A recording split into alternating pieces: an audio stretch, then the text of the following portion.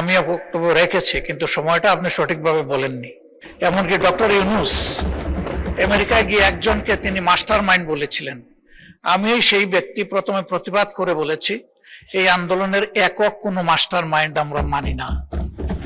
আমাদের এই গণঅভ্যুত্থানের পরে আমাদের বিরোধী দলীয় নেতা তিনি একটি কথা বলেছিলেন, এই গণঅভ্যুত্থানের পরে আমাদের সাথে তিনি বলেছিলেন এই আন্দোলনের সম্পর্কে, আমাদের সাথে আন্দোলনের প্রধান নায়ক, আমি তাকে বিশেষভাবে ধন্যবাদ জানাচ্ছি, জনাব তারেক রহমান আজকে সংযুক্ত হয়েছেন। তিনি দূরে থেকেও জাতিকে আমি বলবো অত্যন্ত বুদ্ধিভিত্তিকভাবে এবং সফলভাবে নেতৃত্ব দিয়েছেন। অর্থাৎ তিনি নেতৃত্ব দিয়ে গণ অভ্যুত্থানটাকে সফল করে আজকে আমরা এই জায়গায় এসেছি ইনশাআল্লাহ। এটা তার মুখের কথা। কাজে আজকে যে এই বড় ধরনের যে বাজেট নিয়ে আপনারা চিন্তিত রয়েছেন, আমাদের মাননীয় বিরোধী দলীয় নেতৃবৃন্দ, আপনারা এই চিন্তার কোনো কারণ নাই। এই 9,38,000 কোটি যে বাজেট, এই বাজেট এটা তো ইনশাল্লাহ সম্পূর্ণ পূরণ হবে। এটা হলো জিওবির টাকার একটা বাজেট, গভর্নমেন্টের টাকা। এই টাকা এটা আয় ব্যয়ের সঙ্গে একটা হিসাব করে করা হয়, কিন্তু এর পরেও কিন্তু প্রচুর উন্নয়ন হবে দেশে।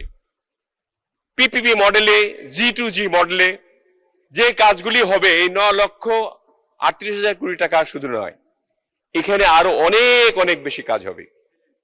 কাজেই এই 9,38,000 কোটি টাকা নিয়ে যে অবস্থা, যে বিরাট বাজেট, অবশ্যই আমাদের এই সরকারের আমলে, জনাব তারেক রহমানের সরকারের এটা প্রথম বাজেট। এই বাজেটে আপনার 9 লক্ষ সর্বোচ্চ বাজেট দেওয়া হয়েছে এবং এটা প্রথম বাজেট। আরো 4টি বাজেট কিন্তু রয়েছে বাংলাদেশে। জি, বিরোধী দলের নেতা বলুন। ধন্যবাদ জনাব রশিদুজ্জামান মিল্লাত সাহেবকে, উনি আমার একটা বক্তব্যের উদ্ধৃতি দিয়েছেন। হ্যাঁ, আমিও বক্তব্য রেখেছি, কিন্তু সময়টা আপনি সঠিকভাবে বলেননি। এই সময়টা ছিল 24 এপ্রিল মাস, আর পরিবর্তনটা হয়েছে 24 আগস্টের 5 তারিখ। আগস্টের 5 তারিখের পরে আমার এই বক্তব্য। ওই সময় যাদের নেতৃত্বে এই অভ্যুত্থান সফল হয়েছে, আমার মনে হয় আমরা সবাই অন্তর থেকে তাদেরকে সম্মান করি, ভালোবাসি। তাদের এই জায়গাটা ঠিক রাখতে হবে। এমনকি ডক্টর ইউনূস আমেরিকায় গিয়ে একজনকে তিনি মাস্টার মাইন্ড বলেছিলেন।